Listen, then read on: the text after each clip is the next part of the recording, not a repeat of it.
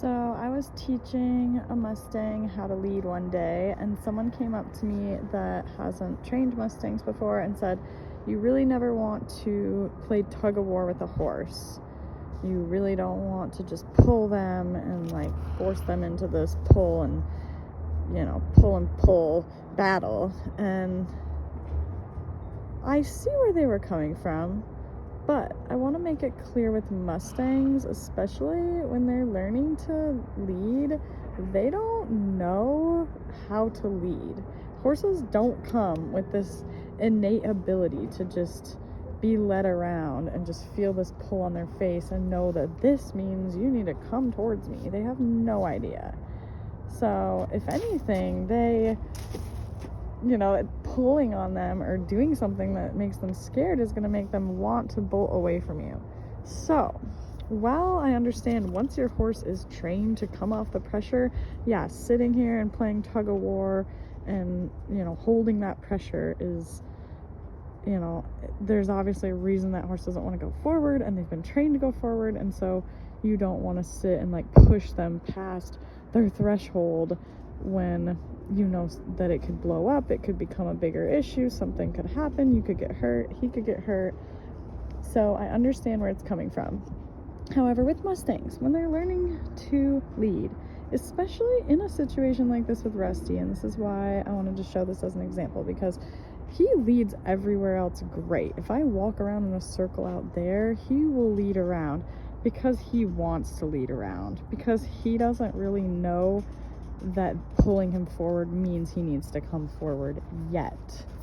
And so to teach him that, and to teach him that when we pull forward he needs to come forward, really my favorite thing to do to train that is to hold this pressure. And it's because I have so much leverage in that waiting period. Right now, if I just sit here and do nothing, for him, he's a very curious horse, and he might come through eventually just standing here doing nothing. But for any normal horse, and him, I'm sure, because it's going to be hard to just walk him in here. So I pull this, and if I release, it teaches him that I'm just going to kind of nag on him, that I don't, need anything from him or want anything from him. And also, if I just stand here and wait it out, he might learn. He might want to come in just on his own, but he might never. He might just stand there the whole day and never want to try to learn this, because it is hard. So this is actually my favorite thing to do to teach leading, is once I put that pressure on that you need to come forward, I just sit back and relax and wait it out. And just wait and wait and wait, because they will eventually learn that coming off the pressure is how they get that release. But they're not ever going to learn that concept if they don't feel that constant pressure.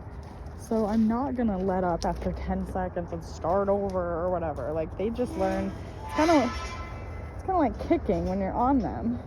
You can't just keep kicking and kicking and kicking and tapping to try to get them to go forward.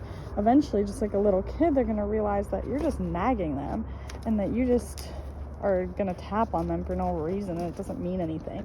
That's the same thing when I pull him forward and he doesn't come, and I let go and I just relax and I say, okay, you don't have to do it if you don't want to. Then that's teaching him that I'm just going to randomly pull this sometimes and not to react to it. But if every single time I pull this forward, and it doesn't matter where we're going or what's happening, I don't let up on this. Now, I don't pull so hard and crank his neck and get worse and worse and worse. I just pull and I hold steady. And that's going to teach him that when he does finally come off that pressure, then, like right now, hold, and when he comes off, immediately release. And that's where he's going to get that release. Not in throwing a fit or not doing the work. He doesn't need a break from it. He just doesn't know it. He's not over his threshold. He just doesn't know what to do yet. So I just really want to make that clear, and hopefully that was helpful. You were a good example. Yes, you were. of why I do just sit and tug-of-war with a Mustang at first until they learn to lead. It's not going to take him that many sessions going across the threshold of the round pen or the stall for him to realize every time we go across here, I'm going to pull and I'm not going to give up until you give in and we go together, because every time I pull on this rope, we're going together somewhere, and you can't just take off and go do your own thing or just not want to do it. I'm not going to let up. So I think that's super important to just have in your tool belt as a Mustang trainer, and know that there's a lot of situations that in general horse people are like, don't do this. Don't leave his halter on. Don't leave this rope halter on for weeks. You know, that's in general in horse knowledge, that's a terrible thing to do. But in the Mustang world, sometimes it's really necessary. Like right now, when he doesn't want to get haltered, and the second you touch that halter, then he's fine with you coming up and grabbing it and then doing stuff with him. But if he didn't have this halter on, it would take probably another few months to get him to even be out in the round pen, and he wouldn't be able to stretch his legs, he wouldn't be able to exercise, and that's just bad responsibility on my part. I can't keep him in a tiny pen.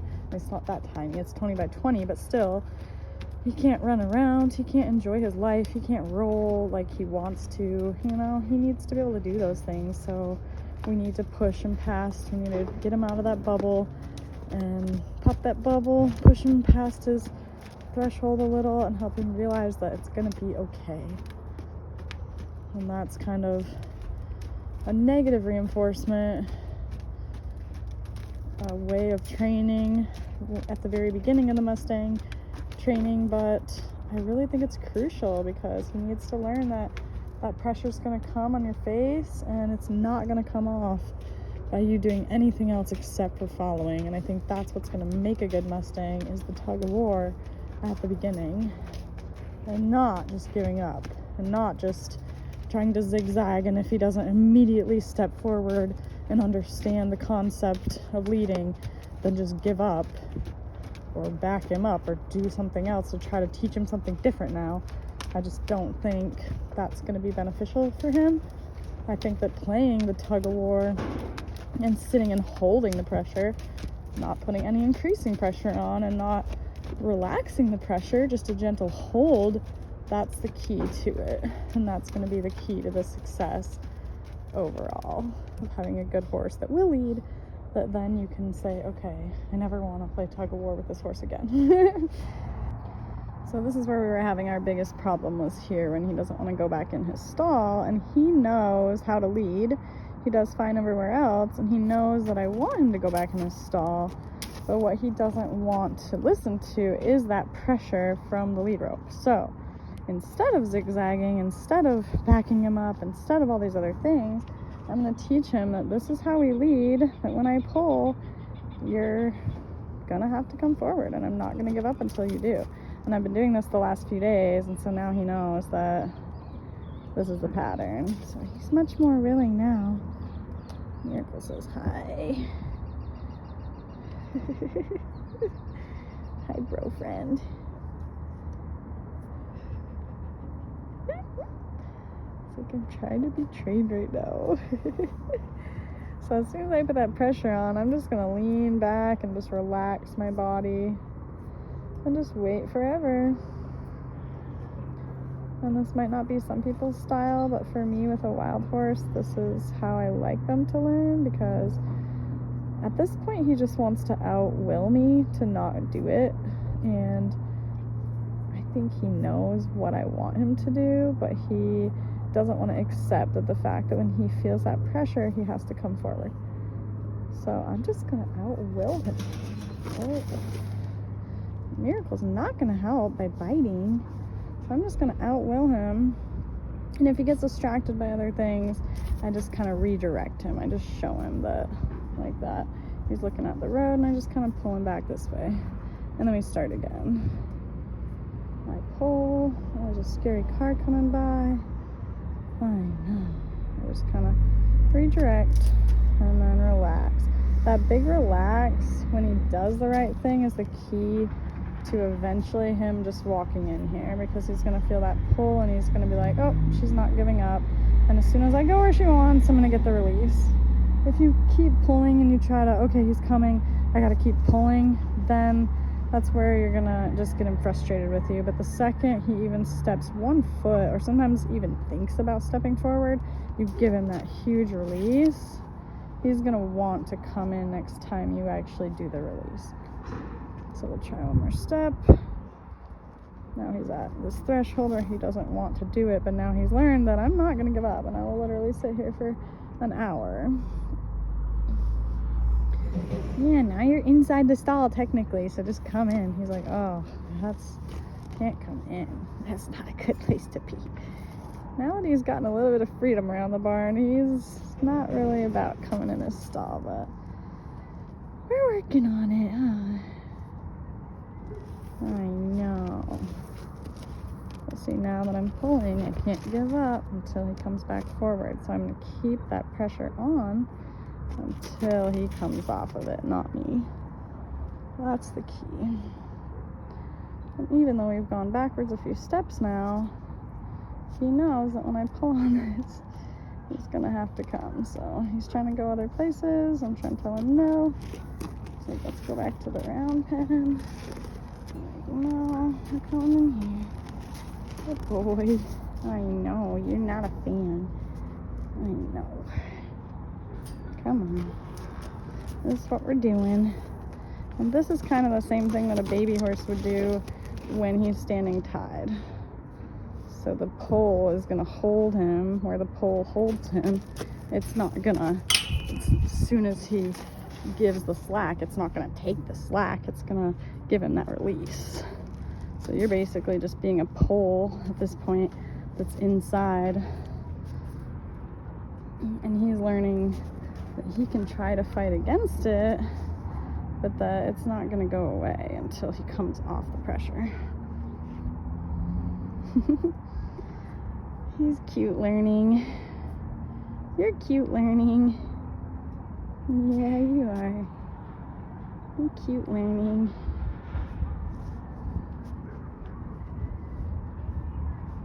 He's got a lot to learn. This is a major thing. And if he really won't go for me just holding it, then I wrap this part around my butt. And I just sit on it. And that way I can just sit here with him. I'm just kind of out holding. Oh no. He set my car alarm off. Oh no. Okay. Sorry. You set my car alarm off from the button in my pocket, silly boy.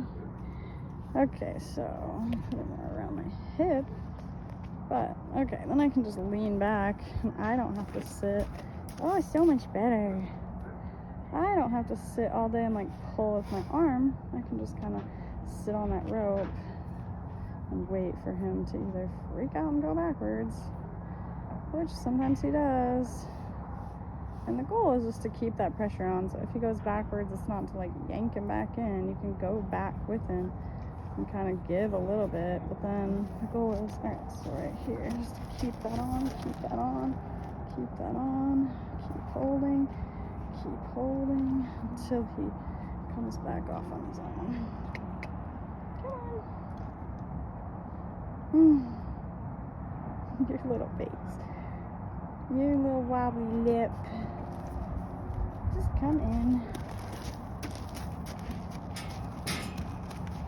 Just come on back in. Good boy. So if I lead him somewhere he wants to go, that's a good boy. Then he's gonna learn. Right there, a lot of people would have given up. And I just want to talk about that for a minute, because right then, a lot of people would say, okay, it's just not working. He does not want to come. I'm just going to give up. I'm just going to do another circle around. I'm just going to zigzag, do something that he understands, because he doesn't understand it yet. And you saw literally the next moment he understood and he came forward and he went all the way in, because I outwilled him and I sat there and I was more patient than he was. And that taught him that when we go forward, you're going to come. Now in his stall, he's totally fine leading because he knows we're gonna lead in here and he's fine once he's back in here. It's just coming through that one spot. So that's why I do play tug-of-war with him then. Because it is so vitally important that he realizes that when I pull this rope, I'm not giving up. And you're gonna come forward from it. Yeah. Oh, you do not want the sleepies out of your eyes. So no. Okay. Good job.